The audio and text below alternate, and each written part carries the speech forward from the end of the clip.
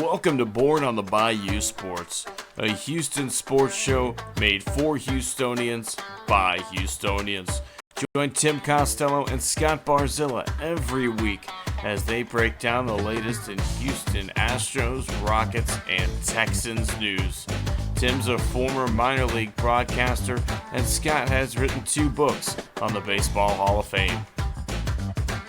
Yeah, if Javier could get it figured out, it would make things a lot easier because he was that guy everybody was counting on this year to be a Cy Young candidate, take that big step forward and help anchor this rotation with Fromber. Since he's come to Houston, you can look at the development of guys like Carlos Correa defensively, Jeremy Pena defensively. I mean, you can Alex Bregman's, certainly I think a better than average third baseman. And now you're putting teams in 3rd and 8, 3rd and 7, 3rd and 9. Now here comes Will Anderson. Pin back your ears, let's go. So if you're Bayou born and bred, or just like spending time in the H, sit down, relax, and stay Houston strong.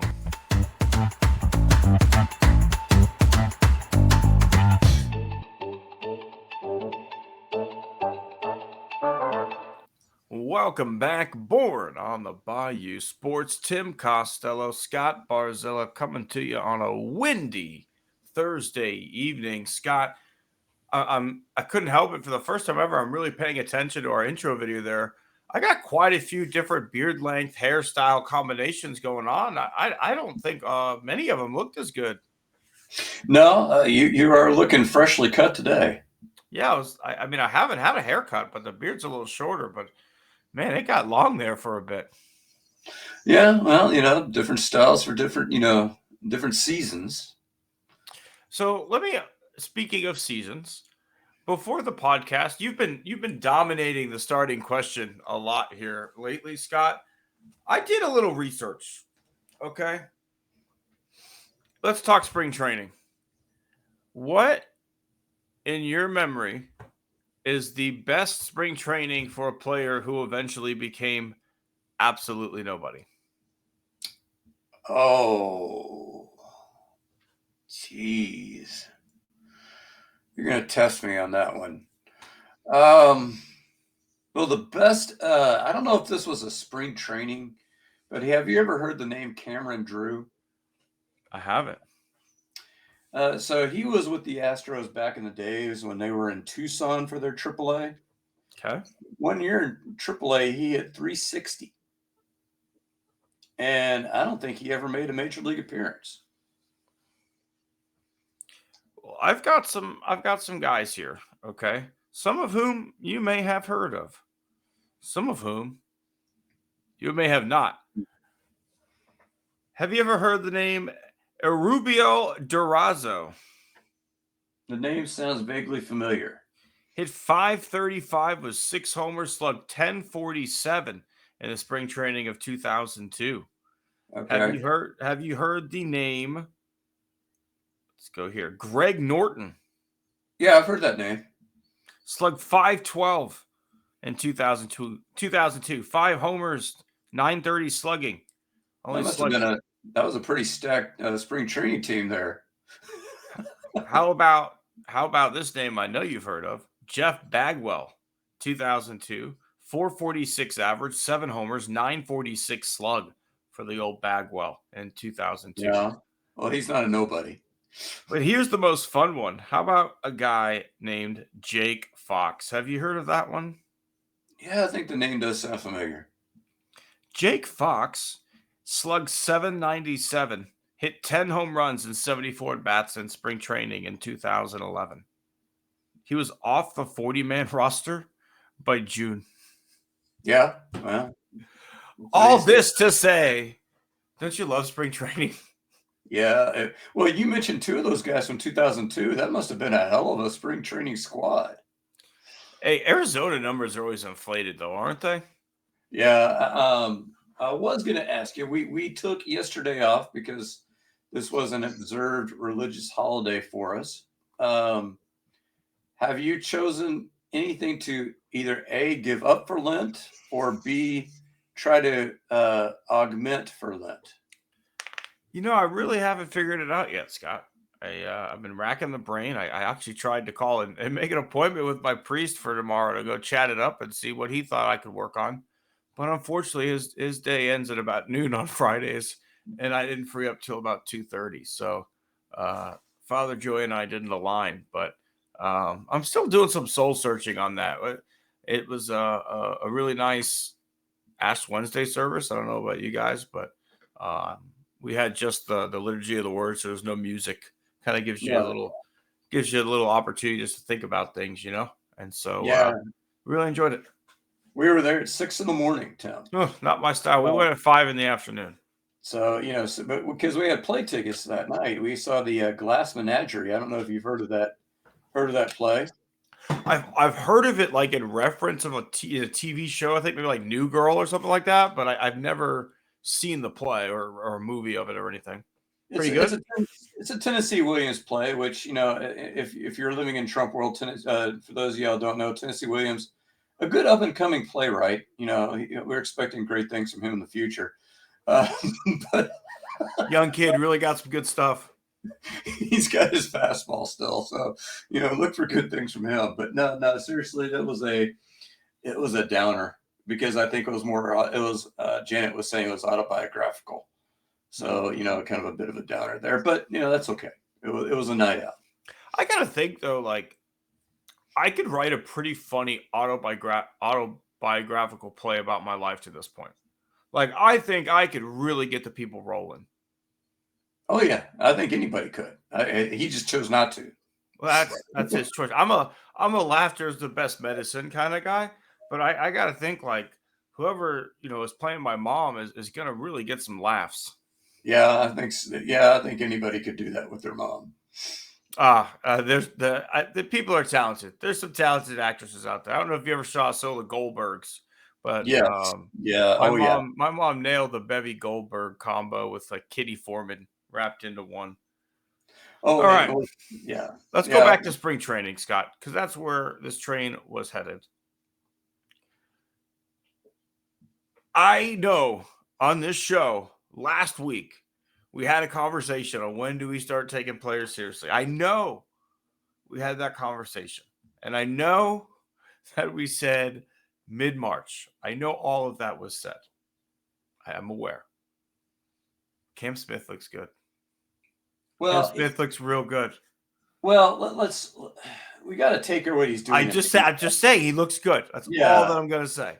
Well, I'm going to take what he's doing in context because, he was drafted last year. He's played 5 games above the A-ball level, but he's raked everywhere he's been. I mean, that's just a fact. Some guys are players, right? Like, if you can play, you can play. Do you remember Houston Street? Oh yeah, I remember that guy pitched in the College World Series and then in like the MLB playoffs in the same fucking year. Like, guy had stuff that could play at that level, and they were like, "Hey, we need this guy," right? Like at the end of the day, if you're that guy, you're that guy. I know for a fact Pete Incaviglia did not play any minor league baseball, at least initially. I don't know if you remember Pete Incaviglia. He went straight to the majors. He coached the Air Hogs and he coached the Skeeters. Was a one-time Astro, obviously towards the end. Manager of both teams that I worked for. Robin Ventura, I don't think played in the minors. You might be right on that. A-Rod was up by the time he was 19. Yeah, so was King Griffey Jr. Jr. didn't play much. And I'm not saying Cam Smith's that guy, okay? I'm not saying that. What I am saying is he looks balanced at the plate. He's got great hands. Looks like he's got pretty good eyes. And the ball jumps off of his bat. Well, that's what I'm saying. So you have 2 questions if you're the Astros. And these are 2 separate questions. They're interrelated, but they're 2 separate questions. Is he right now better than Chas McCormick? That's a really hard question to answer. It is. Because then if your answer is yes, then your second question is, how much better does he get with minor league seasoning?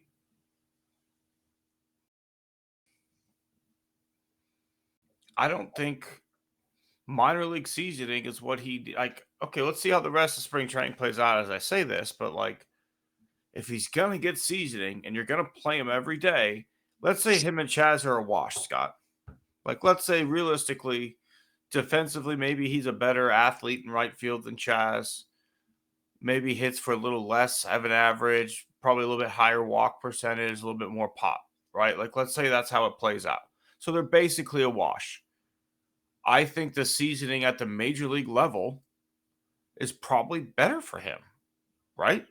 Like, if Yeah, you know your ultimate goal is I want this guy to play every day at the major leagues, and he's just as good as the option I have slated to play at the major leagues, why not let this guy learn on the job? well, and then of course this is a straw man because Chas McCormick doesn't have to play right field. I mean, he could play center field. Okay, then let's compare him to Jake Myers, right? Like, Yeah. is he better than Jake Myers? Maybe that's the question, Scott. And I think that's a resounding yes. Although Myers hit a random homer today. Well, I mean, and obviously Myers adds, something to the defensive side of the things that none of those guys do. Smith is Adam Everett added stuff to the defensive side of things too, Scott. well, before he had that, he ran into Carlos Lee. Yeah, he was. Oh yeah, he went from 240 to 220. Well, he was like a 2 to 3 win player defensively. Oh, he's the best shortstop in the league. Yeah, so to sit there and say that he sucked, yeah, as a hitter, Yes. but as an overall baseball player, give me a 3-win guy, and that's kind of Myers might be a 2-win guy, which they don't exactly grow on trees, but then so the question is, can Chas McCormick do more in center than Jake Myers overall?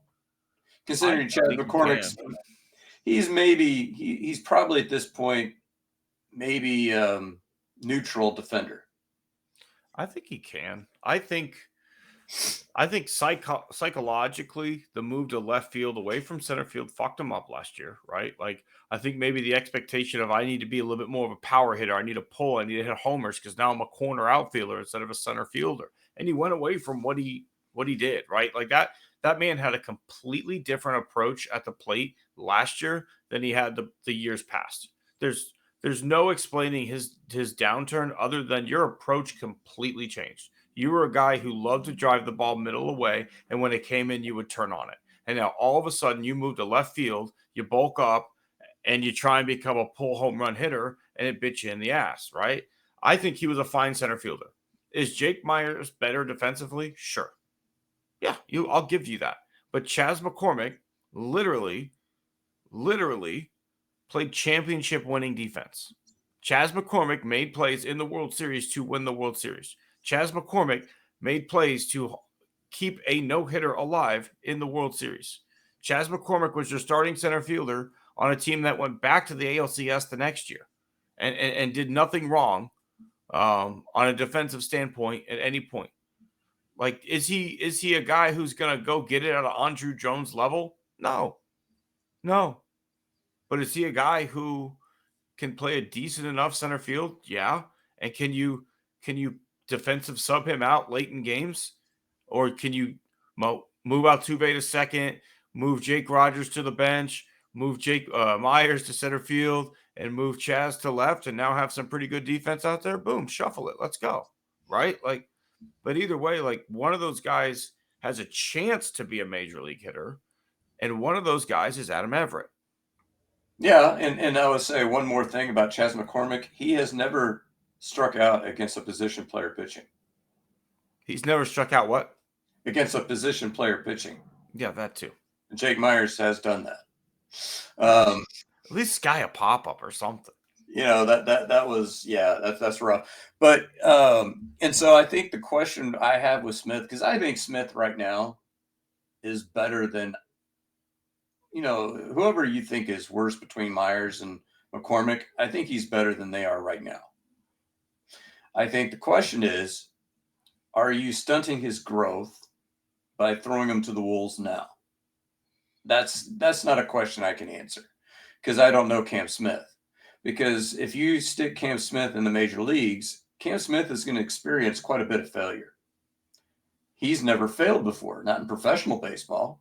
I'm sure he probably hasn't failed in college or high school baseball. So how does he deal with failure for the first time? And I think that's fair. But also, let's say he goes to AAA. He's probably going to deal with some failure there too, right? Either way, I think yeah, you yeah, hope either so. way.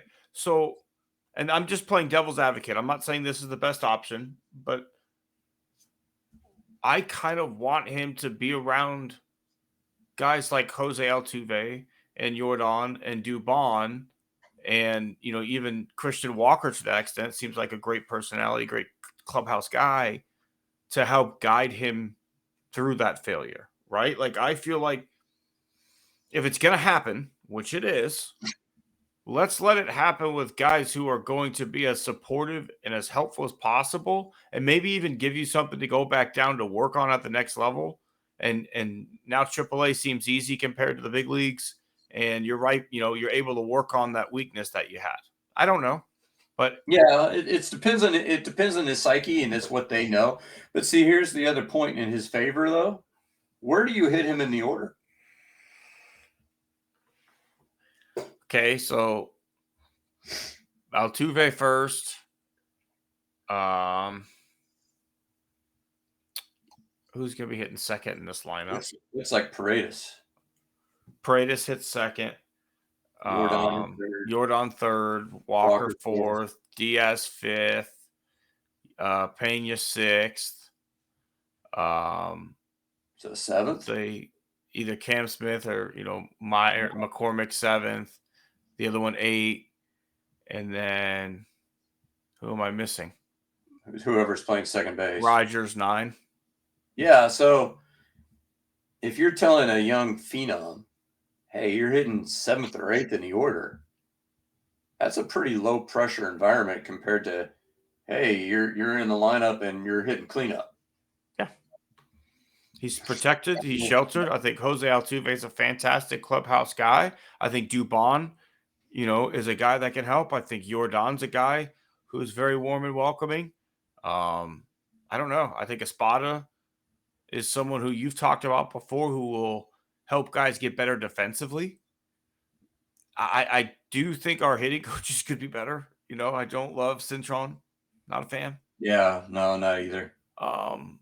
That concerns me maybe a little bit. But other than that, I don't know. Like there's some guys that like the year Springer went down for a little bit before he came up, just so we could keep that extra year of control, right? Where like everybody knew he was a big leaguer in camp that year, right? Like everybody knew that like this guy should be making the team, and when he didn't, it was like this is purely for that extra control year. Well, now that went away, right? So now like when you got a big leaguer on your fucking roster, and like everybody can look around and be like, hey, 26 guys break camp, and I don't know if I can count 25 guys that are playing better than him. At some point, like you can play your way into a job. Yeah, and I think what I like about him most is I think the walks that he's drawing. Because you get guys that are AA, AAA pitchers, they'll give up meatballs. You mentioned how many guys that hit 6, 7, 8, 10 home runs in spring training that nobody has ever heard of from again. But how many of those guys were doing that and showing excellent plate discipline? Not many, man. Like at worst, it feels like wow, Dana Brown made a fantastic trade, right? Like for 1 year of Kyle Tucker for a guy that we get for 6 years of this, potentially more. And realistically, if we wanted to, we could still sign Kyle Tucker back next year because he still hasn't signed an extension, right? Like if you wanted to, and he was willing to, you have the money to do that. So, yeah. I mean, you've put yourself in a wonderful position. And, we've talked before about like, I think you owe Jose Altuve, staying a competitive ball club his entire career. Like, I think you owe that to him. So I feel like Dana Brown has at least made the moves needed to compete in the AL West for 2 to 3 more years and the ability to keep it going longer if Yiner's the right guy, if Hunter Brown's an ace, if Aaron Getty's an ace, right? Like you've set yourself up to be like, if some of these young pitchers hit, we could be okay. Well, and obviously we're going to move on to some other big news and other things, but I was reading a little piece in Major League Baseball trade rumors that Justin Turner, your favorite third baseman and mine. Oh man, okay. I don't know where you're going with this because he's coming up in the show later for me. Am I stepping on toes here? Is it talking about the Mariners? Yes. I mean, he's getting a little okay. Me. Well, yeah, he you can talk about it because I'll still go. He didn't have many nice things to say about the Mariners. And the big thing that is crazy to me, and when you compare the Astros, clearly Dana Brown had a mandate. His clear mandate was spend up to the tax, not over the tax. And you know what? As a mandate, I can't argue with that. There's advantages to clearing the slate, to getting that that monkey off your back, coming clean in 2026, and let's go. But can you honestly say that you would have done many things differently given that mandate than Dana Brown has? No, I really don't. Like, I think, you've replaced everything you've lost, right? Like, you had two pretty good sized parts of your offense leave this offseason, and Kyle Tucker and Alex Bregman, right? Well, you brought in Christian Walker and you brought in Paredes, both guys who are slated at least to produce at a high level in this ballpark and in this offense. So, like, everything that's been lost has been reproduced. And then through the Kyle Tucker trade, you might have picked up a legitimate stud. On top of that, you've made some great moves on the peripheral, right? Like, I love the Rodgers move. I really do, because it's the guy who's hungry and literally asked to come here. The moment he heard that Jose Altuve was making the move to left field, he called his agent and said, "Get me to the Houston Astros. I want to be a part of that team. There's a spot open, and I'm going to play my ass off." That's the kind of stuff that you're like, okay, like, you're coming in motivated. You're coming in wanting to win a job. Like, again, does it always work out? No. But those are the kind of guys I'm willing to roll the dice on with a non-roster invitation. Come on in. Let's see what you got. Guillermo, that's another guy, or bringing back Ben Gamel, or just the flexibility that you've given yourself. And we still have DeZenzo, and we still have Whitcomb, right? Like, roster flexibility is massive, and you've got this slew of young pitchers that look fantastic. So yeah, I'm pretty happy with the man right now. And the other part of that trade, you mentioned Paredes, and you mentioned mentioned our young outfielder, third baseman already, but Wisniewski looks okay, and I think he's a guy that those the law firm that is our pitching coaches. I don't know if you've heard them referred to as the law firm that goes at Miller and I can't remember the other guy. Yeah, it's attorneys at law. I was going to say I can't help it every morning when I'm listening to 610. They've gotten Jim Adler to sponsor their chat line. And so every time I find myself, I'm Jim Adler, I'm the dumb lawyer. I mean the dumb, tough lawyer. But anyways, you've got good young pitching, and I don't know if you heard this. Lance McCullers Jr. touching 95 on the gun for the first time since 2019. I can only get so hard, Scott. I could only. Wow. Do you want to redline it in the spring, Lance? Maybe he can dial it up to 97. Who knows? Is he going to start, or is he going to be like a 7th, 8th inning guy? I know what I would do, but I don't think that's what they're going to do. I'd make him a reliever. Yeah. I would turn him into. I would make Abreu your eighth inning guy, and then make him kind of like your. I don't know the way you'd want to call it, like an old fashioned stopper. The guy. Yeah. Well, I mean, maybe a combination of Neris and Maton, and where you bring him in when you're in trouble, basically. Here, Lance, throw a bunch of curveballs. Let's see what. Call him the fireman. That's his name. Making his rounds all over town, putting out old flames. Making him dress up as a fireman in the HEB commercials. Jesus, can you imagine how good his HEB commercials are if he's back? He should come into an HEB commercial with like a Eminem, like, guess who's back? Lance is back. Back again. Oh! That'd be funny. Guess who's back? Lance is back. Throw in heat. Like that. Oh my God. They should call me. This is why I do the job that I do, Scott, because I fucking come up with hot fire like this. Wouldn't it be funny though? This is what the War of Healing Aids wants. If he fakes an arm injury during an HEB commercial, how much of Houston would be like, oh. Damn, that'd be great. That'd be fantastic. And then you can ice it down with an HEB steak. There you go. Maybe some peas. All right.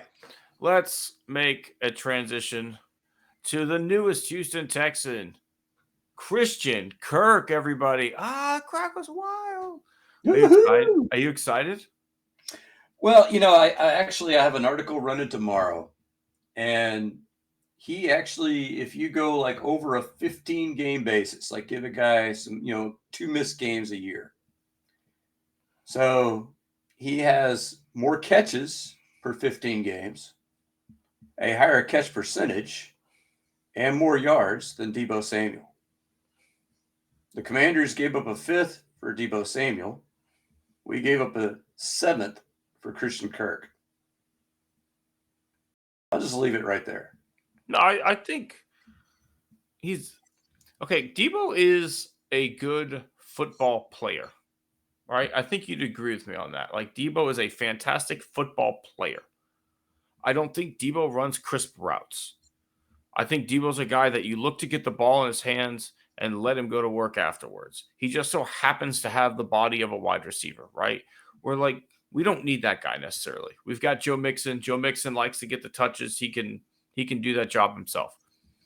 I like Christian Kirk as a football player. However, guy's got 1 season over 1,000 yards, his first season in Jacksonville, and he had like 133 targets that year. They were throwing the shit out of the football to Christian Kirk. His best year before that was with the Cardinals, where he's like 930-something yards, played, I think, 15 games. Those were his only 2 seasons playing a full season. That does concern me a little bit. He's got a $15 million cap hit. That concerns me a little bit. And again, a guy who's on a 1-year deal. You and I talked, we'd like to get some other wide receiver chemistry going for him. And, it just, when you keep getting guys for 1 year, it makes it a little bit tougher, right? I've heard reports today if Stephon Diggs willing to do a team-friendly deal, they take him back. Well, I don't know if he's willing to do team-friendly. So, now you're left looking at the draft, but you still have, offensive line needs. So, I like the move. I certainly do. I like thinking outside the box. It's the same thing that happened last year with, the running back market, where the Texans saw a guy that they could get for a real late draft pick as opposed to a bidding war. So that's what they did instead. And I don't mind that move. And maybe they signed Kirk to like a 2-year deal after this, and they rework the whole thing and it becomes a lesser cap hit. I might be okay with that too. I think that's where they're headed. Because if you remember the timeline, Mixon's extension came pretty fast. Pretty fast right after they picked him up. Now, for a running back, that extension kind of looks, I don't know how many years he's going to be, peak Joe Mixon. But what I will say is, number one, you look at all the other wide receivers that are available. Is Devontae Adams going to play second fiddle to Nico Collins? Probably not. Okay, so we've already had Diggs, right? So we know we've already had him in the building. Do you think Cooper Kupp plays second fiddle? Yes. He might, but then that his cap hit right now is $29 million. That's too much money. No, that's too much money, right? So maybe the Rams cut him loose, maybe. But if you look at what this offense needed, desperately needed, is they need a slot receiver who could go out there 5-10 yards and be a safety net for Stroud whenever there's pressure. Be that hot read. They don't need a number one receiver. They've got that guy. And the problem I had with bringing in guys like that, bringing in like say a Deebo Samuel and bringing in is that the stories I hear about Deebo Samuel are not flattering in terms of his locker room presence. I've heard the opposite. Everything I've heard about Christian Kirk has been great guy, good clubhouse guy.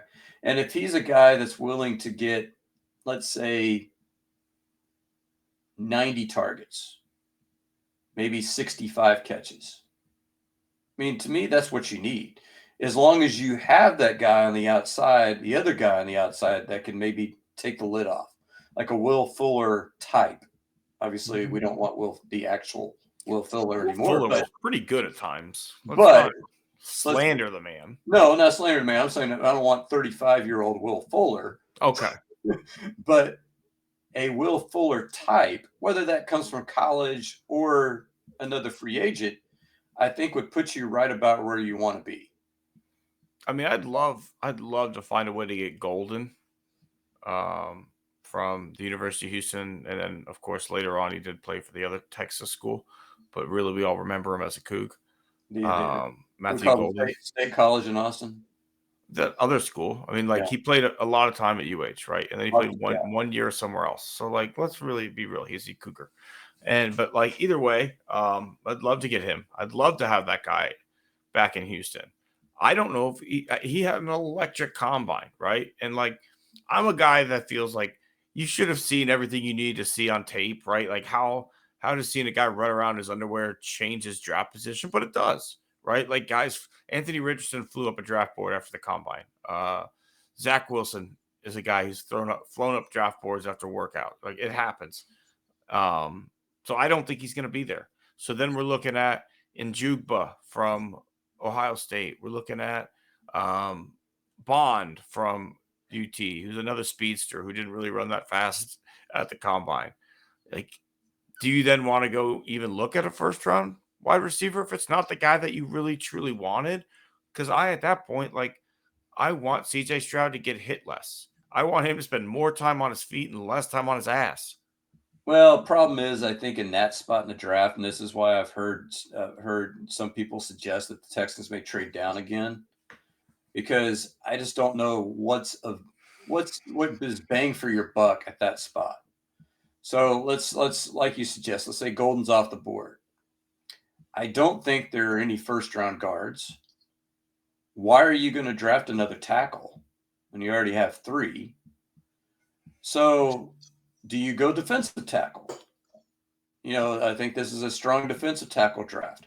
Do you want to build the interior defensive line? Now, I think that would be a good long-term move because I think, your interior defensive line is lacking.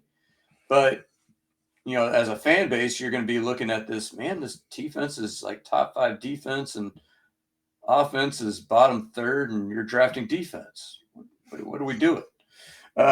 But it might end up being the smartest move if you're sticking at 25. Well, there's rumors that Sheldon Rankins might be coming back. Apparently the Texans really wanted him back, but the Bengals outbid them last time, and now he's possibly thinking about coming back to Houston. That would be a nice move, Scott, if they could keep him or get him back. But I do agree with you. Building the interior of the defensive line is not a bad play just to help with the run, right? Just to clog up the middle. I almost want a Vince Wilfork type guy to just eat up your center and guard and let your linebackers just feast on the run. Well, either that or if you want to talk about, and I hate to mention this guy's name, let's say a homeless man's Aaron Donald, because you're not going to get another Aaron Donald. But could you imagine, like, say, Or just a Warren Sapp kind of guy, right? Like just a guy who could just fight and get some sacks and make plays from the yeah, inside. guy applies pressure from the inside. Well, you got Hunter and you got Anderson rushing from the outside. That's a nightmare. I don't disagree with that thought process, and I don't think it would get the reaction you say from the fans. Like I think the fans love having a top-notch defense, and I think like if you added a baller, they'd be like, "Okay, we're gonna fucking feast this year," right? Like that would be my thought. Like if there wasn't the guy that you wanted offensively, and there was a stud defensively who would maybe fall in kind of like Jalen Carter did, right? Like let's say Jalen Carter type player falls to 25 or whatever it is that the Texans are at, Yeah. you fucking run to the podium and take that guy, which is what the Eagles did last time. Yeah, and look what it did for them. Yeah, Super Bowl later, 2 appearances and 1 win. They take the best player, right? Like they know that they've got the culture. Obviously, there's some guys like that's not worth the risk, but like they know that they had a culture that would make sure that he's on the straight and narrow, and they believed in the talent. And clearly, they've got a something with Georgia players and Well, that team. They seem to fit well. with Maybe we should draft someone from Georgia. How about that, Scott? Can we get a Bulldog? well, we did last year, and look what he did. Lassiter's a Bulldog. Lassiter was a Bulldog. That's right. Okay, yeah, here we go. See, get some more of that shit. And They have good offensive linemen. Why don't we get some of their guys? well, that's where the owner GM right there on the podium with Jalen Carter just hands him a card, said, "Here's a car service. You're using them." I would just be like, have you met Diggs? He is your English butler / driver, or Alfred. Have you met Alfred? He's gonna get you everywhere you need to go. This car looks like the Batmobile, so you think you're top shit when you're getting into it. And his name's Alfred, so you have a great time. All right, man. Enjoy Philly. Yeah, so I would go defensive tackle if the wide receiver you don't, if the wide receiver that's there you don't absolutely love, I would go defensive tackle because I just don't think there's the guard. There's not the interior line is not really strong in this draft, and I hate the idea of, well, he played tackle, but we can maybe move him, and I hate that idea. Yeah, CBS Sports has us going D-line at Walter Nolan. 17th overall pick falls to us there. I don't mind it, right? Like I don't mind the idea. Why not go best talent available, right? Like I think one of the things that killed that Cowboys dynasty was like they started pigeonholing themselves with draft picks, right? Like, hey, I need a backup quarterback. I need a second wide receiver. So you reach, right? Like guys have constantly picked in the first round because teams reach because they need a wide receiver.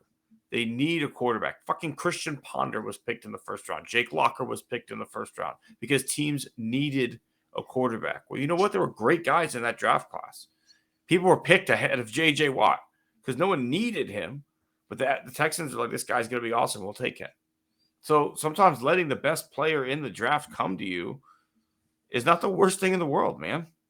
Yeah, no kidding. And what happens if it's a tight end? Or, what happens if it's a safety? You can't tell me that we can't put another strong safety next to Caden Bullock. I mean, I'd like to. I'd like to sit there and say, goodbye to Jimmy Ward as a cap hit, but that's just me. What about a safety? That's what I'm saying. Safety. Malachi Starks out of Georgia, 25th overall player on the NFL draft board. Wouldn't mind that, man. Him and Bullock together. I build your Legion of Doom, whatever the Texans version of that would be. Something with mosquitoes, because we got a lot of mosquitoes in Houston. Like the Stingley's mosquito annoyance crew. I don't know. Yeah, Derek Stingley's Swarm. A swarm. Yeah, they fucking swarm. We're good. There you go. Warm. There you go. All right. Do we dare talk Rockets basketball, Scott? Well, Because they're back to near full health. We're getting close to playoff time, hovering just outside of that play-in series. Well, can I offer you some good news here, Tim? I love good news, Scott. They are currently beating the Pelicans 98-86 in the fourth quarter. I love it. Well, in just knowing their luck, you get Fred VanVleet back. The first minute he's on the floor, he steps on the referee's foot and re-injures the ankle. Oh, I didn't see that. Now, he hasn't been playing the last 3 games. Because did you see that monstrosity when they played Oklahoma City? And they had Whitmore and oh yeah, I did watch that game. That was rough. And then they were basically like, we're just going to hold everybody back so we can beat the Pacers. And oops, we didn't beat the Pacers. Yeah, I'm of two minds of this. I think at the beginning I was against making a major move. I think we both were, but I still don't understand why we didn't pick up a veteran point guard. Yep, we said that the whole time. Yeah, and it just looks extra bad now when you're like, oh, we're going to be badasses as soon as VanVleet gets. Oh, never mind. He's out again. Crazy to see the Lakers have surged all the way to the 2 seed. Yeah, I think that deal. Obviously it's done a whole lot for LeBron and that he doesn't have to be ball dominant at 40. So, it's kind of rejuvenated him some. They didn't pick up, they had picked up a center. It was a guy from Charlotte, I think. But they couldn't make it happen, though. Yeah, they avoided the trade. And so I don't know what they're doing inside, but they're, that's going to be an interesting team come playoff time. Yeah. I would laugh so hard if Luka went to LA and won another. I obviously want the Rockets to win, okay? But if they don't, Luka winning a ring in LA would be fucking hilarious. Because now the Mavericks have had just some of the worst luck, right? Like you have the trade that goes down, which all the fans hate. Then AD gets hurt immediately. Then ticket prices for season tickets go up. Then Kyrie gets hurt, tears his ACL, probably out for next year too. Then your backup point guard sprains his ankle severely in the same game. And now you're 4-6 in your last 10, and you're barely 1 game over 500 in the 10 seed. Starting at point it's guard. 7 through 10. 7 through 10 are in the playoff, in the play-in series. Yes. Yeah, so starting at point guard for your Dallas Mavericks. Dropout from Indiana University, it's Mark Cuban. Fuck that. I think we should bring back the old player coach. I think it's time for Jason Kidd to bust off the old Jordans and draw up plays for himself on the sidelines and then call his own fucking number from 3. That's what needs to happen. Or you go back from my college days and it's like, and he's called his buddies, Jamal Mashburn and Jim Jackson. They're coming back. Here come your Mavericks. And it looks, realistically, the Rockets are 3 games up on the Warriors in the standings between 5th and 6th place and a game behind the Grizzlies, 3 games behind the Nuggets. So they're either realistically right now kind of plugged into that 4 or 5 seed. I think they're a better basketball team than the Warriors are at this stage. However, I'd love the matchup against the Grizzlies. I would love that opportunity in the playoffs. You might have a chance to win a series there. I don't love the fact that Fred's not healthy. I don't love that. But, let's let these young guys go experience playoff basketball. You've got money to spend in the offseason. Yeah, I've got all the paper contents in my wallet that says they're not going to the NBA Finals. No. I think if they were to win a playoff series, I would be pleasantly surprised. And it doesn't really matter who they're matching up against. That's where I think they are. They're an extremely young team. They don't know, you got Fred VanVleet and Dylan Brooks, but how much playoff experience does Dylan Brooks have? I think 1 year in Memphis. And they got bounced in the first round.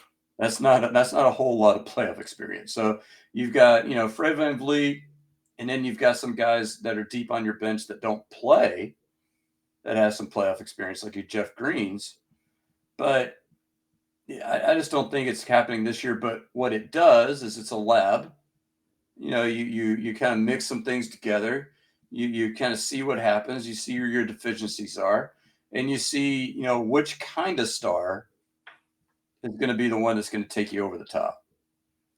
And I want to see Amen Thompson in the playoffs. I want to see what this guy does when the lights are bright. I want to see what that defense looks like, right? Like, this is a guy that throughout this season has kind of shown us we need to build around his style of play, right? Like, going into this offseason, we need to look at this team and say, how do we make Amen Thompson the best version of himself? I want to see what that looks like in the playoffs, right? Because guys like that have existed before. Russell Westbrook is a pretty similar player, I think, to him. Maybe not quite as long and lanky, but the style was the same, right? Like, not a great shooter, but can get into the paint, plays good defense, physical player, rebounds the ball well, passes the ball well. At times in his prime, Russell Westbrook was dominant in the playoffs, but also never won the big series. And then also at times, Russell Westbrook threw up more bricks than an Acme factory. So, I need to see what Amen Thompson does and how teams are going to react to him and how he reacts to their plans for him to be able to make sure that, like, we build a team properly that can help him. If they're going to back off of him like that, hey, we need a pick and pop guy. We need some 3-point shooting to space it, or we need to find a big man who can bang it down low so they can't just pack the paint like that. Whatever it may be, you have to find a way to get some data out of this. Right. And I think with Amen Thompson, and I shudder to say this, I think he's got a higher ceiling than Westbrook. Because I think he's Russell Westbrook's a first ballot Hall of Famer. Yeah. Okay. But I think that, and I say ceiling, which doesn't mean he gets there, but I think he's a guy that's a superior defender to Westbrook. I think he's a legit first team All-NBA defensive player. Westbrook's a pretty good defender. Westbrook's a pretty damn good on-ball defender too. No, he is. And I'm saying was, right? Like, I'm not even looking at his defense now. I'm looking at, like, OKC days where he's, averaging a triple-double in his prime. Like, he played some damn good fucking defense. But I do agree with you that Amen Thompson's probably a hair better. And I think what's funny, and when you're talking about stars, I heard the funniest term. I don't know if you've heard this term. All NBA first team street clothes. Oh gosh. Westbrook was part of some of the worst trends, man, when it came to, like, the interview. Remember the fake fucking glasses with no glass in them, just frames? Well, but I was thinking in terms of, like, what you want to avoid is what's happened out in LA with in the Clipper land. Don't pay attention over there. God, who's the guy? I'm drawing on his name. The guy who won the titles with the Spurs and one with the Raptors. Why? Yeah, Kawhi Leonard. He was on the floor, and I was watching him play the Lakers, and I was like, wait a minute. That guy looks like Kawhi Leonard. Is that really him? I don't recognize him when he's not in street clothes. Rare sighting. You don't want to pick up that guy. So I think, the summer gives you that's why, I hated the idea of doing it at the deadline, because your timeline is so condensed. I want to have a time in the summer where you can get your heads together and you can sit there and say, okay, who is the guy we want to target? Maybe it is Durant. I don't know. I don't like the idea of Durant, because he's going to give you 1 or 2 years, maybe. But, does Devin Booker do anything for you? No. I mean, obviously you get into the Greek freak. You start talking about. What about Lonzo Ball? It could be interesting, I particularly. could be interested in Lonzo Ball instead of Fred VanVleet coming back. Yeah, Another really good defender, a better shooter, gets in another guy who can get into the paint. Little fucking weird, but like email will get that shit in order. I just don't know if I want to deal with his dad in town. but I think I haven't heard from him in a while. I think Udoka could probably deal with that. But Threatened to bang his wife. yeah, she's a street walker. She's working under my employee. Hey, you better keep yourself in line or I will bang your woman. But anyway, yeah. So yeah, that's. But I don't know if he wants out or what his situation is. But that gives you more opportunities. That gives you more opportunities to look at guys and look at see who's your best fit. Because the Spurs obviously they shot their shot with Fox. I don't know if that's going to be the thing that gets them over the top or not.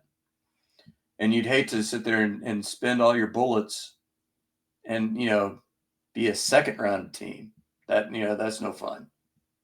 Yeah, I agree with you. Like, plus, I don't mean this, in a negative or anything way, but like, who knows what's going to happen with Wemby, right? Like, this guy's got blood clot issues. This isn't, hey, I broke my leg, I'll be back and whatever. Like, obviously, for the sake of the game, I hope he's okay. But like, who knows when he comes back, realistically, right, Scott? Like, this isn't like, hey, there's a set timeline.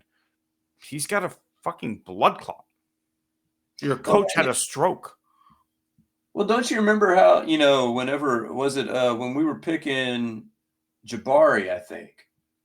Who was it the Oklahoma City picked after us? That white guy? The real skinny one. Yeah. God, he's so good. Holmgren. He's good, but he's first all NBA team street clothes. I mean, he hardly ever plays. So, I mean, that's kind of with Wemby. Yeah, he's got all the talent in the world. But, how much is he going to play? We had the same thing with Yao. I mean, Yao was legitimately the best player. Oh my God, I love me some Yao.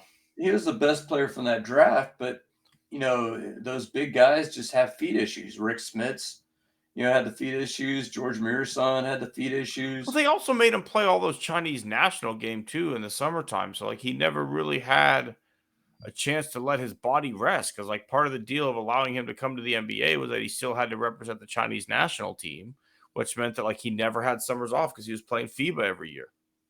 So to me, you want a guy that's going to give you 75 games, regular season games a year. Give me 65. I'm happy. I mean, maybe 75 combined playoff and, regular season, but don't give me a guy that's going to sit there half the season, be like, deuces, I'm out.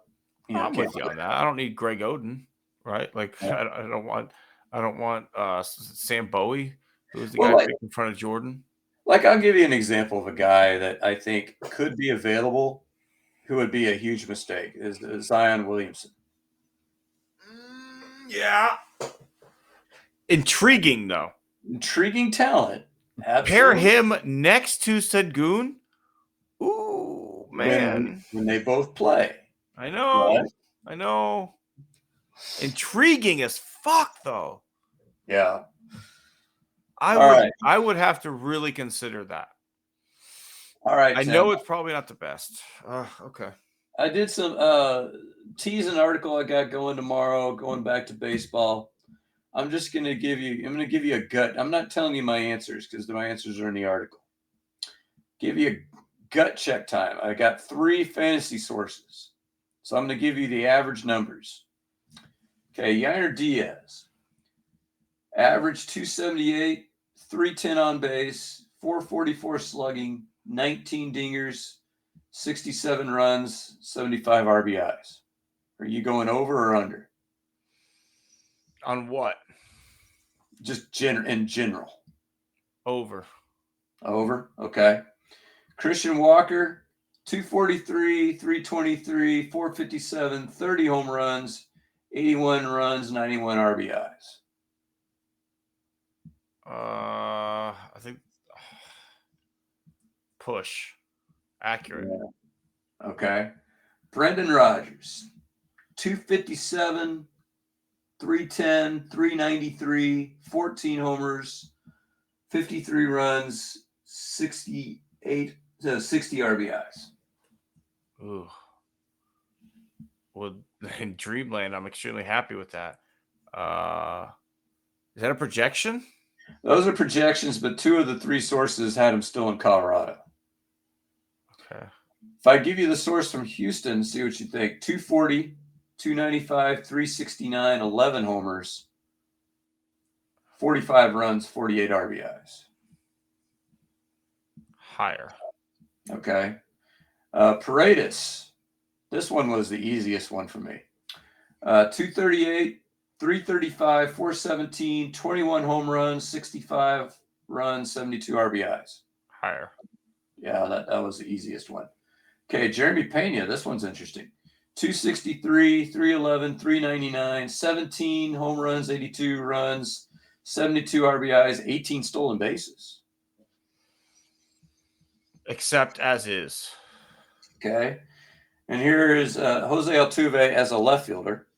Does it matter? Yeah, 273, 340, 440, 23, 97, and 74. 3 homers, 97, and 74. 18 steals. Higher. Yeah, the batting average bothers me. Because actually, Baseball Prospectus had everybody low. Okay, almost done. Jordan, 296, 389, 559, 35, 95, 97. Fuck it. Higher. Okay. Jake That's Myers. pretty good numbers, though. Jake Myers, do you have your barf bag ready? Go ahead and just say lower. I don't even need to hear it. 228, 295, 365, 13, 56, 57. Lower.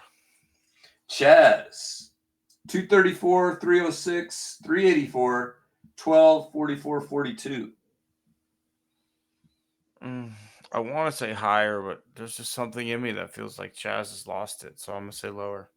All right, and then Dubon, 253, 291, 353, 746, 42.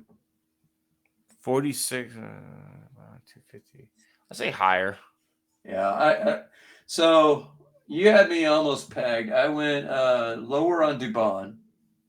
You don't like we're different on Dubon. I'm not a Dubon fan. I went slightly higher on Chaz. I went lower on Jake. I went higher on Jordan. I went higher on Altuve. I went slightly lower on Pena. Almost a push. Paredes higher, definitely, because the Baseball Prospectus numbers were ridiculously low. Rogers, I went lower. Walker, a little lower, but almost a push, and higher on Diaz. So we're almost the same. The batting averages are all pretty low. I agree with you on that. I think there's room. Like I hope in my heart of hearts that Chaz is better than his numbers, because it just makes us a better team if he is. I just am worried that something changed, right? Like, this was a guy who looked to be a pretty damn good major league player, up and coming, gotten better every year, and then just fell off the face of the earth.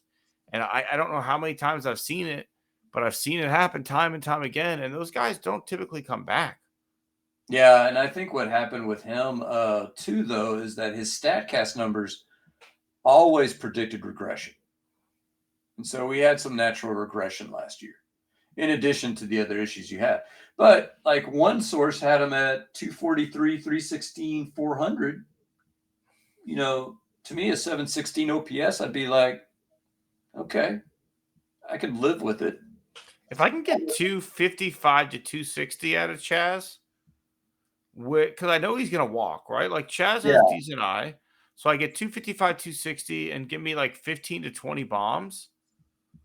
Like, now we're talking. Like, that's the Chaz that I like. That's the Chaz that I don't expect the world from you, but you're a good ball player. That's where, to me, when I look at around the edges, who is capable of playing right field for this team, realistically? So do you think they could play DeCenzo out there? I don't know. I haven't watched any spring training games, but I know he did play outfield in like winter league. I don't know if Whitcomb could play in the outfield. I think he's more of an infielder. I mean, you've got Gamble. I mean, to me, if you could get a 700 OPS out of McCormick, stick that in center field. 700 OPS in center field plays a whole lot more than in right field. Yep. And then, can Cam Smith give you a 700 OPS? I think he can today. I agree.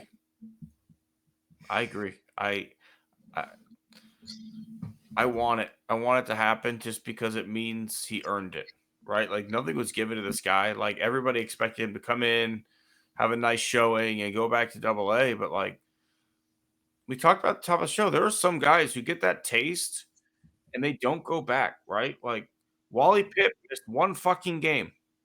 One game. He took one day off. And Lou Gehrig never let the job go again, right? Like obviously different situation. There's no minor, like not the same minor league setup, but like this guy got one opportunity and never fucking looked back. Some guys just take it. Like the opportunity was there for Cam this year, right? The outfield is question marks galore outside of left field. So if this guy shows up and just says like, I answered your fucking question, the answer is Cam Smith. Go ahead and pencil that shit in right now. Hey, awesome. That's awesome.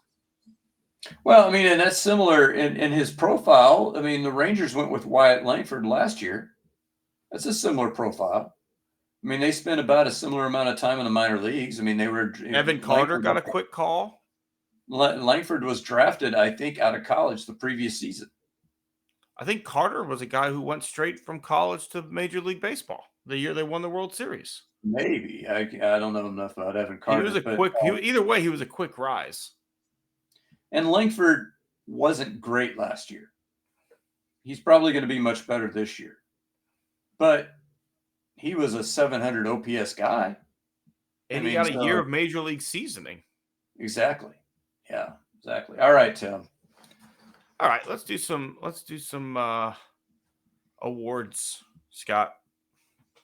Horse's ass of the week. Who do you have for us this week? Oh gosh, I think my perennial ass. I think is just. I gotta laugh at the New York Jets. I just have say, are you gonna find a way to call Bobby Slowick an ass again? No, I'm gonna find a way to laugh at the New York Jets. So let's look at their week. Maybe their 2 weeks. They said goodbye to Aaron Rodgers. Aaron Glenn came in and said, "Nope, we're not doing this. You're going to go ahead and get out." This week, they've cut Devontae Adams. Nobody would even give them a 7th round pick for Devontae Adams. So they've cut him loose. So I don't know. I mean, they don't have a quarterback on the roster. Not that I know of. I mean, maybe you know of a guy that they have that I don't. There's rumors that they I'm sure there's someone on the roster. It's just not a someone that you want starting NFL games. I mean, maybe it was that guy that was playing in the preseason for us that was used to be Tim Boyle. Yeah, Tim Boyle, the gun, the guy that got called a gunslinger. Is like, if he's coming into the bar with a gun, I am ducking under a table. I think you're more safe, like just standing in the middle of the room like this, than you are ducking under a table. Shoot me! But yeah, no, the Jets. I mean, they're just a clown show out there. I feel sorry for Aaron Glenn, because their owner and his son are using Madden ratings, to judge who should be on the team. Could you imagine him, like Techno Bowl? Man, this Steve Atwater guy is awesome. Let's sign that guy. Man, did you see Tony Dorsett running the ball for the Denver Broncos on Techno Ball? Hey, this Bo Jackson guy looks like he could be a real stud. Maybe we should look into making a move for him. Man, look at him outrun all the defenders. My God. Hey, grandson, have you heard of this guy John Elway? I was playing it. I was playing this game, man. I don't know why I sound like Adam Sandler, but I mean, there's this guy he's a quarterback and he's a punter. So we wouldn't have to hire a punter. He was great. His helmet looked kind of weird. It looked like it was made out of leather, but his name is Sammy Baugh. Did anybody think about calling him up, maybe see if he could play? I would. I mean, I wonder how many NFL owners know their players' Madden ranking, because like the players know their shit. They're like, why am I ranked this? I should be higher, right? Like, I Yeah. wonder if they're like, hey guys, this is Cal McNair over here, and I noticed when I was playing Madden, CJ Stroud's faster than you got him on the game. You got his speed at 86. He's at least a 91. All right, you come on down to Houston. You come watch CJ run. We'll get a little brisket. Okay, then you go on back to your headquarters and you take care of that speed. No, Okay. Cal knows what their Call of Duty score is. I don't think he knows what their Madden score. But could you imagine? Has there ever been a player, man, sitting there thinking, "Oh my God, they got me as a 91. I'm no higher than an 84, dude. What are they thinking?" That's fantastic. Oh fuck yeah! I pump my arms really hard when I'm running. It makes me look faster. All right, that's a good one, Scott.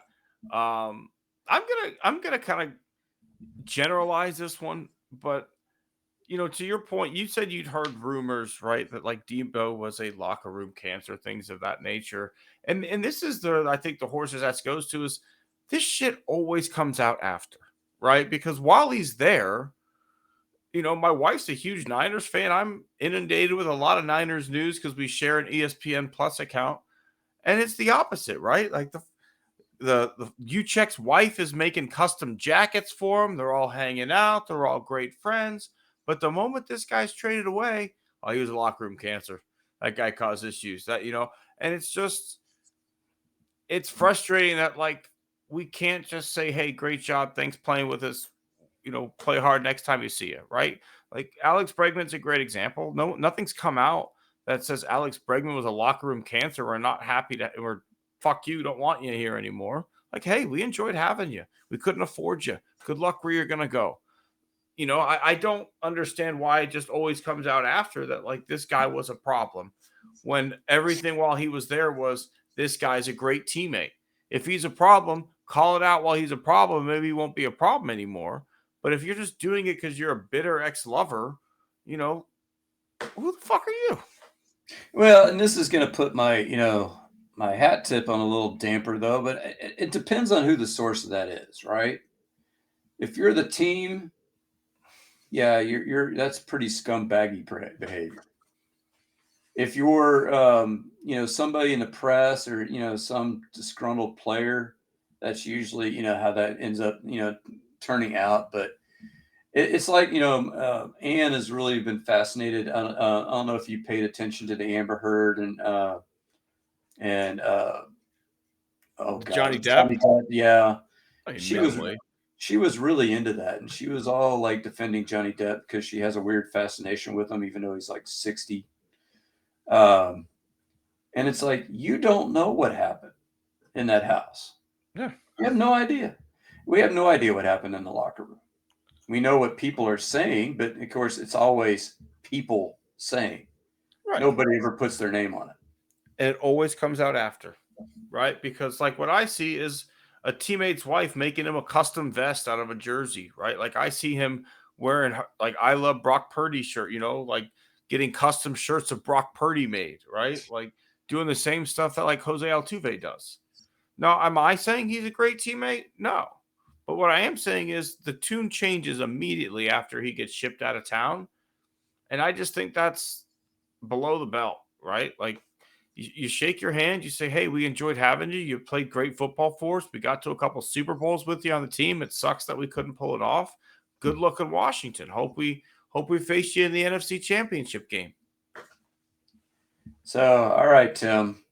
So, hat tip time. A little hat tipper. Let me change the old animation here, Scott. I was running behind.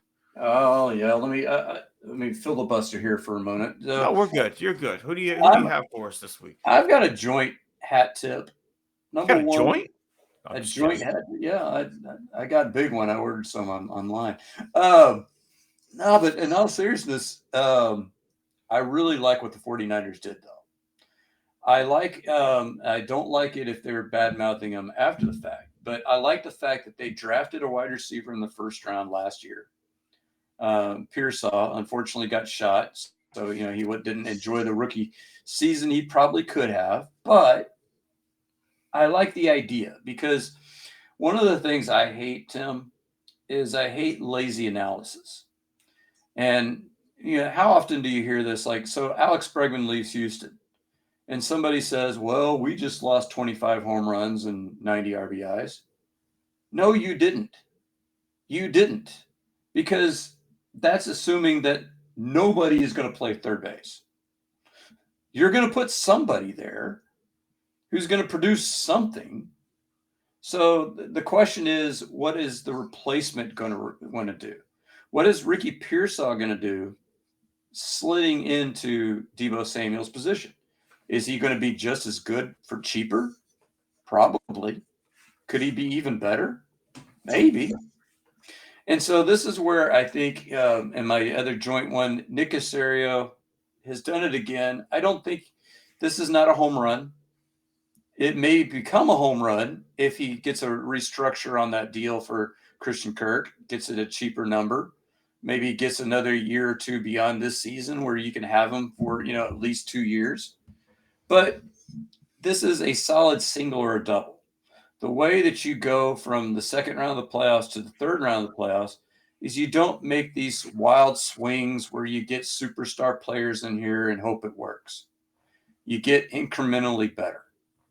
And that's what Christian Kirk does. Christian Kirk's not going to get 1,000 yards receiving this year. I hate to spoil and burst anybody's bubble. He's probably a 700 or 800 yard guy. You already have 1,000-yard guy in Nico Collins. You have, hopefully, some improvement from John Mechie. Hopefully you have some improvement from Dalton Schultz. Maybe Brevin Jordan comes back and catches some balls in months other than December. Who knows? But you got incrementally better. Now, this team still has some work to do. They got to fix an interior offensive line. They probably need one more wide receiver, at least. And they need some, interior defensive linemen. But it's a good first move. I mean, we haven't even reached free agency yet. No, I agree with you. I like it. We were talking about it on a work call the other day. Like, you don't have to hit a home run every single time you're at the plate, right? Like, sometimes you line one into the right field, you pick up your single, and you hand the bat to the next guy and hope he drives you in. And that's what this is, right? Like, you're building a roster. You can't have 52 superstars. You've got to have some role players. And if Christian Kirk's coming in here knowing, like, I'm going to be a role player, I'm going to catch 75 balls, I'm going to, give you 6-7 yards on average on my reception in the air, and I'm going to do what I can with it after the catch, or I'm going to work the slot, I'm going to own the middle of the field, I'm going to make this team better. Yeah, I love the move, Scott, and I don't disagree with what you said about the Niners, right? Like, and I'm not even saying it's the Niners that was leaking that, because as I mentioned already, my wife is a Niners fan, and it's funny, we were talking about this earlier tonight of, like, she's happy with Pearsall, right? Like, she thinks he's ready to start right now, where I thought maybe they get a guy for a year. Hey, this guy didn't get a full rookie year because he got shot. Maybe we need a bridge gap of Ayuk for one more year, then you trade him. Where she was fine with, like, trade Ayuk too, and let Jennings and Pearsall be our two wide receivers, is where she's at on this.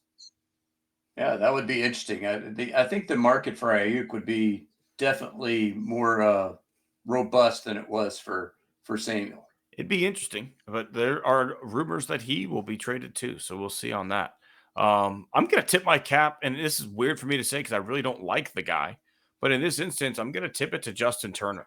You mentioned it was an article where he was interviewed, and he spoke very, very, very freely about his time in Seattle, and I think he expressed basically the same feeling that Seattle fans have had for years, right? Like he was on a team that had some really good pieces. And as he put it, like a legendary starting pitching staff that he felt like was good enough to win a World Series in the heat of battle. Let's make some moves. They didn't do it.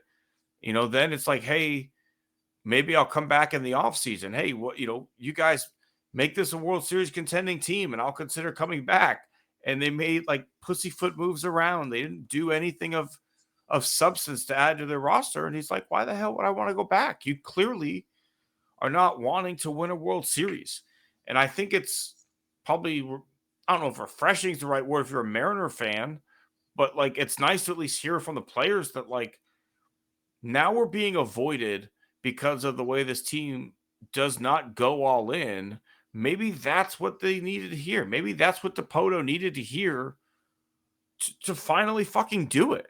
Because we've all sat there and been like, wow, the Mariners, interesting. That they didn't really make, okay, wow, okay. And it just doesn't work out for them. But they come into the offseason and they just, it's strange, right? Like this is a team that should be loading up, right? Like you have a young superstar who is still controllable for a certain amount of time. Like this is when you do it. You've got a pitching staff that's absolutely loaded. And you just kind of sailed the offseason in. So I tip my cap to Justin Turner for calling it like it is. Two immediate thoughts on that. Number one, I mean, I think Turner's 40. He's not playing much longer. He doesn't have to worry about burning any bridges. And that's when guys are at their most honest. But doesn't this Mariners... It's like a senator not running for re-election, huh? Yeah. Let's see how I really feel about this.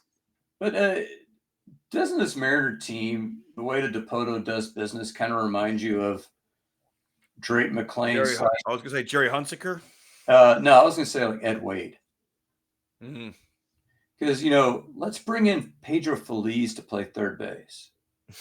Let's bring in Ty Wigginton. Let's bring in Preston Wilson. How about who's the racist? Aubrey Huff. Oh, yeah, let's bring in Sean Chacon. See if he can choke me out. Brandon Jennings. But, the thing is that these are moves where, it's Chad like Bowler. It's like there's an episode of The Simpsons where they form a barbershop quartet. They call themselves the B Sharps because they want to come up with a name that is initially going to be hilarious and then just gets less and less hilarious. It's like you hear a name, it's like, ooh, Aubrey Huff. I've heard of that guy. We signed Pudge. I've heard of that guy. Oh, when in my youth, we signed Buddy Bell. Huh. That's, and that's the kind of moves these Mariners teams make. Justin Turner was a nice pickup. And he ended up doing some nice things for the Mariners, but he's not going to change the trajectory of their franchise. Randy Arozarena is a nice pickup. He's a nice player. Wouldn't you like to have him in left field in Houston? Yeah. Yeah, but he's not going to be batting cleanup in Houston. No. He's a complimentary player. They still have never gone out. I mean, to me, that roster was begging for Peter Alonso. Yeah. That team. I mean, the fact that they didn't go out and sign Peter Alonso, the fact that they didn't go out and get Matt Chapman last offseason, just absolutely floored me. It's like it's just ready-made. Gap right there. Sign this guy. Nope. Thank God, because you're the ones that have to beat them. But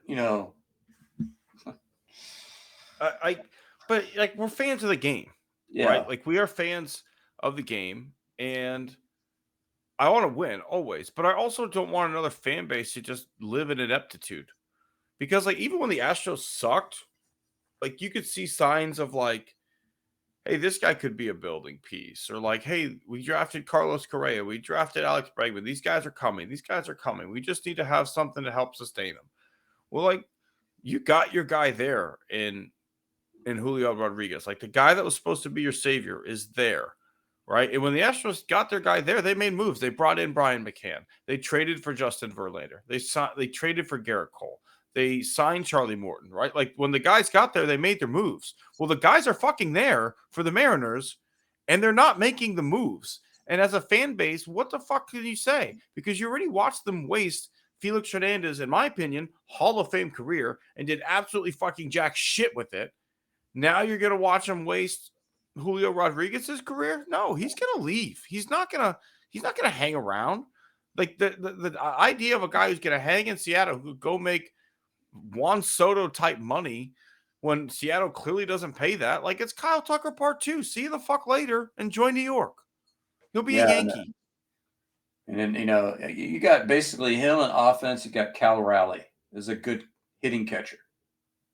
That's, Randy Arozarena is a nice player. He could have a good bounce back year, but yeah, he's not going to carry a team. Yeah, J.P. Crawford is a okay shortstop.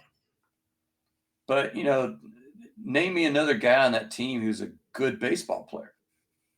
I can't. I mean, not unless you start going to the mound. I mean, you wasted Seager's whole career. That guy was a pretty damn good third baseman, right? Like, yeah. And he just was fed up. Like, he retired early.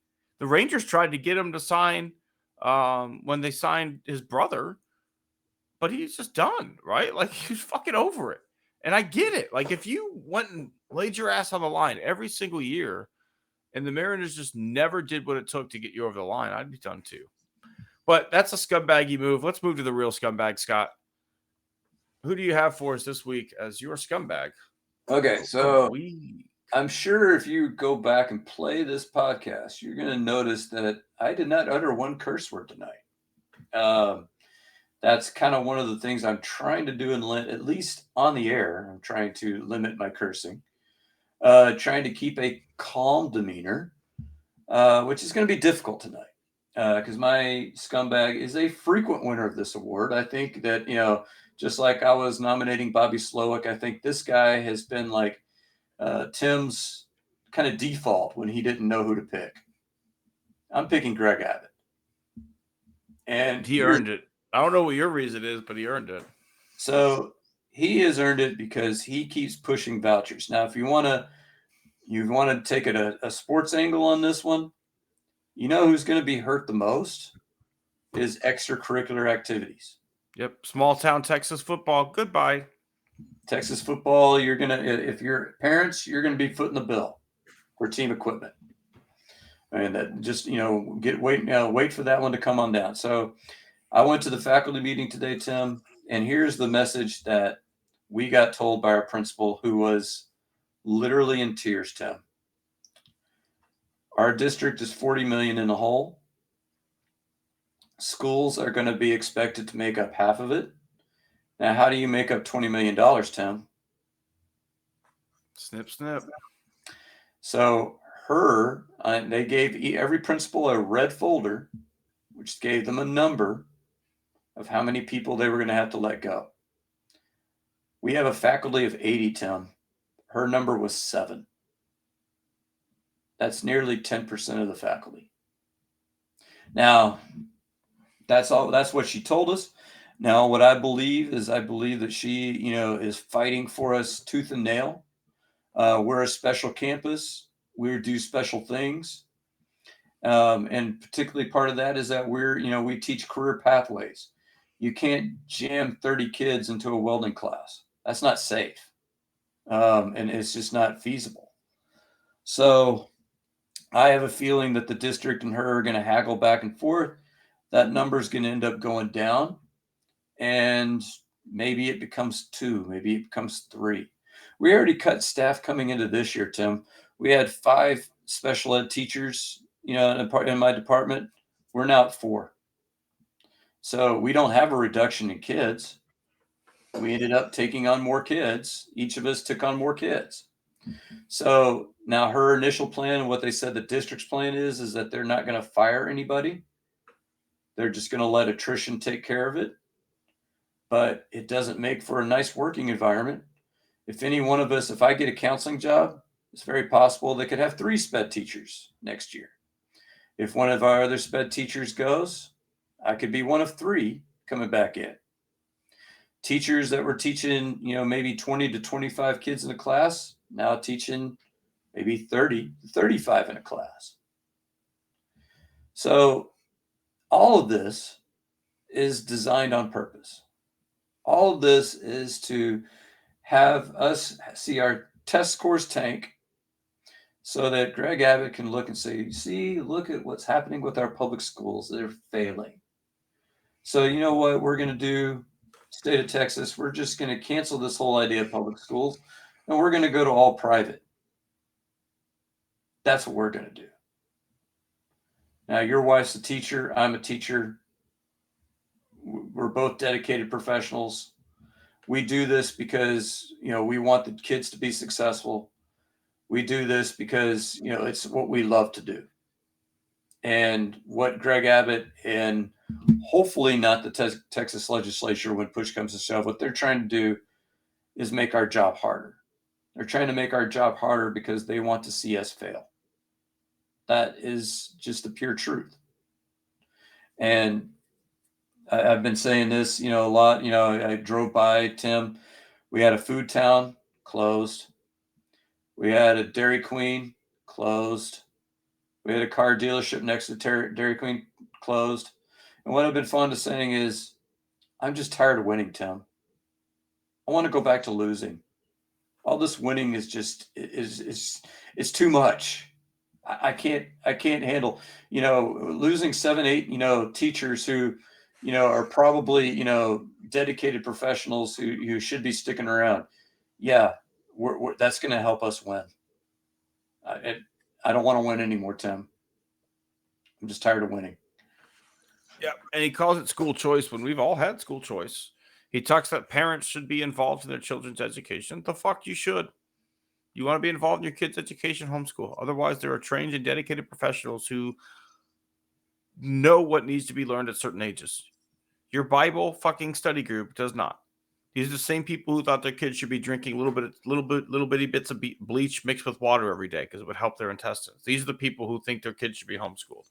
To top it off, Greg Abbott has ordered 140,000 state employees expect to fully return to the office instead of working remote. So fuck him any which way, right? Adolf Hitler's a piece of shit. I can still cuss, Scott. I did not give that up for that. I'll up it for you.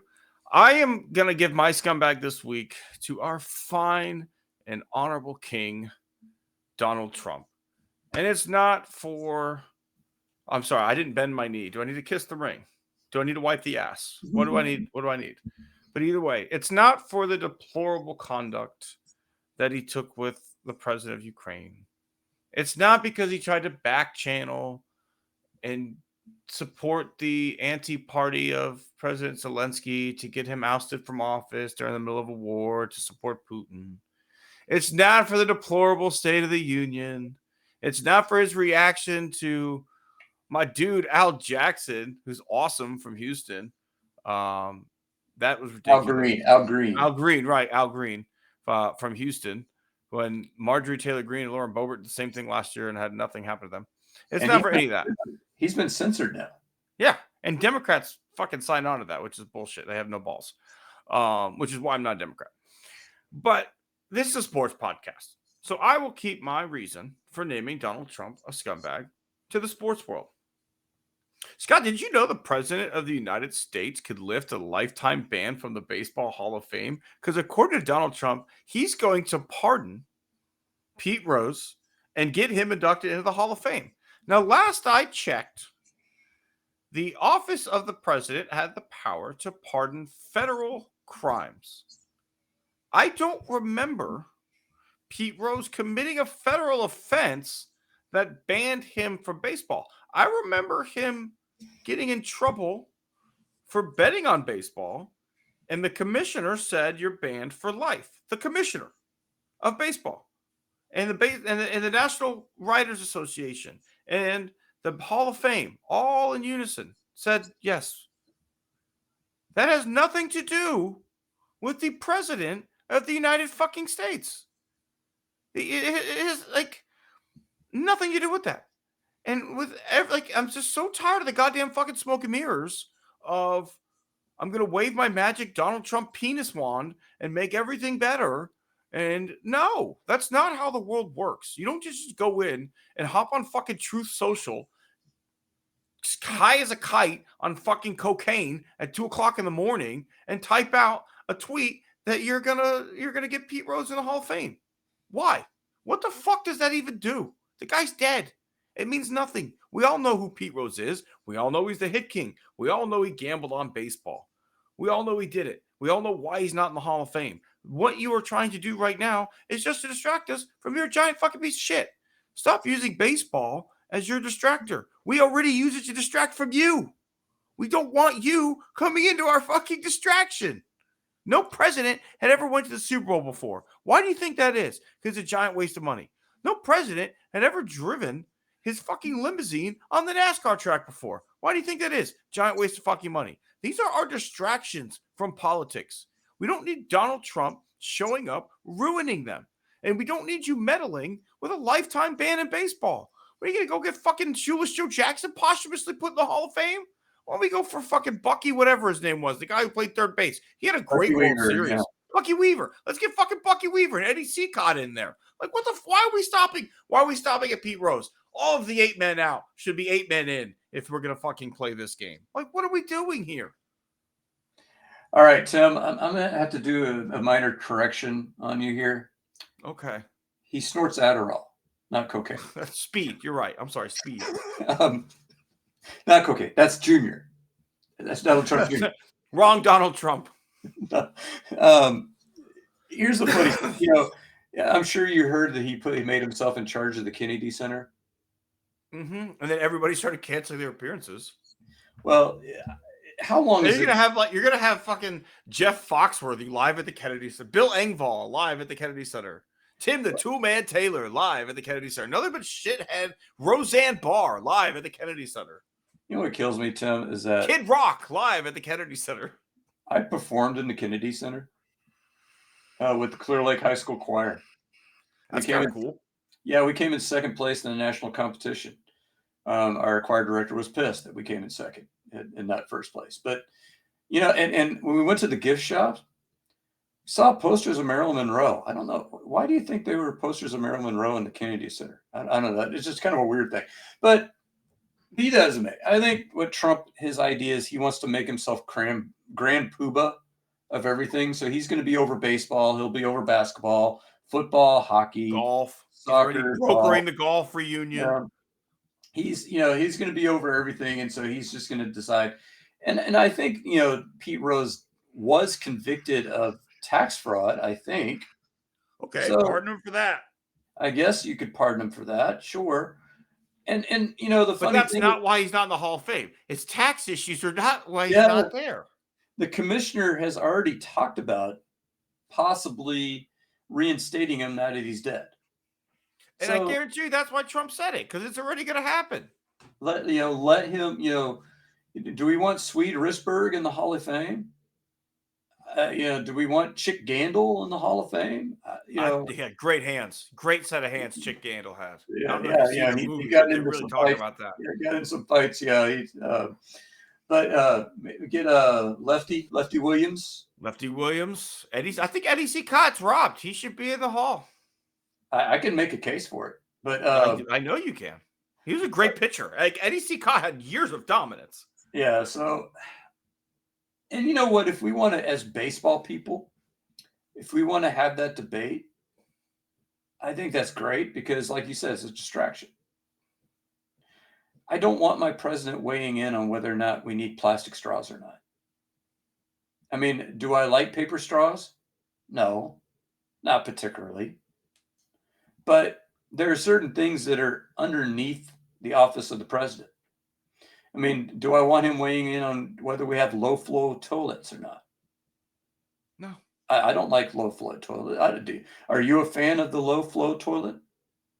No, I don't think it. There's a great. Did you watch King of the Hill? Yeah, I saw that episode. Yeah, the episode where he's like, Peggy, how many flushes was that? And she's like, a woman never tells. And he proved it to them, with the number of flushes and. It turned out like the plumber had like a back alley deal.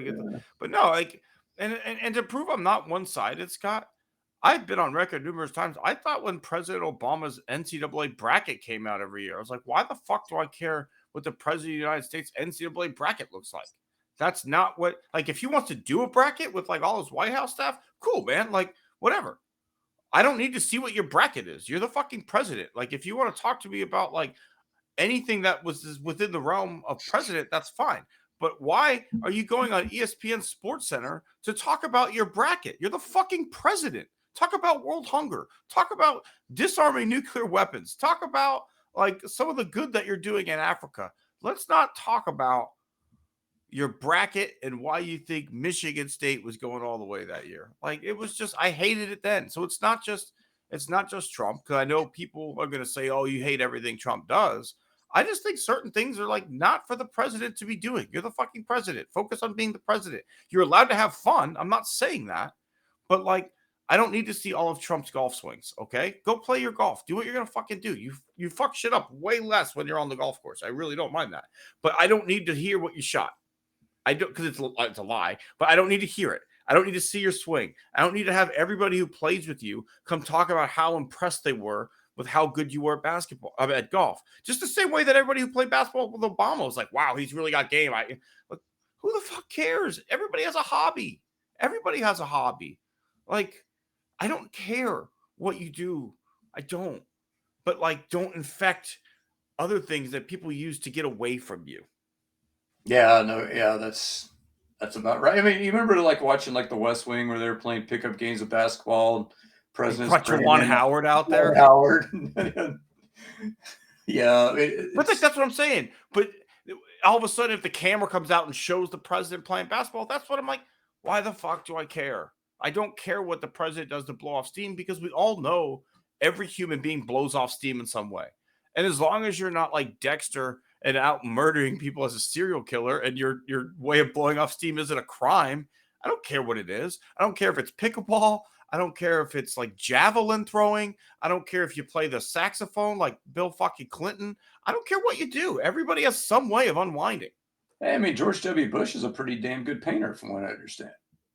He's a pretty good golfer too. Now watch me hit this drive. Mission accomplished. Now watch me hit this drive. Fucking great presidential moment. I do say I don't care what you do outside of like except that one moment. And I don't even like W, but holy fucking shit, that was awesome. Because then he hit it right down the fucking middle. Yeah, but I hear he's a good painter, and I wouldn't mind looking at his work. But you know, when he was in the White House, I don't need like a 2-hour special. Here, let me show you how I do this stroke here. You know. Yeah, but I'm even fine if he painted while he's in the White House, because you know what? At some point, you probably want to just clear your mind and make a decision, right? And maybe painting's how you do that. I don't care, but as you said, I don't need CNN in there with George as he paints his dog. Like, I don't need that. That's good that he has that. I want you to have a release. It's a stressful job, but like, don't broadcast the release. Broadcast like you trying to make the world a better place, because you're the one. You literally have the one job in the United States where you can literally go out and make the world a better place with the snap of your fucking fingers, and no one actually does it. So whatever. All right, Scott, let's say our goodbyes, because that one went a little longer than I really anticipated. No, that's all right. Yeah, you had a little bit of extra steam on that one. You know, a little something, a little something extra on that heater. But yeah, we appreciate everybody who made us a part of their week this week. Exciting week. Texans making moves. Free agency will be opening soon. Spring training continues to roll on, and we're inching closer and closer to playoff basketball. So we're coming into a pretty fun stretch here of Born on the Bayou Sports. We hope everybody keeps enjoying it. Be sure to stay active and follow the Substack. Thoughts from a native Texan. Scott is following a little bit of a new trend during the Lenten time period, and I'm just going to keep dishing fire. Right? Like, I think the trend I got is what I'm going to stay with. But tune in, stay tuned, find out what we got going on. We'll see everybody next week on Born on the Bayou Sports.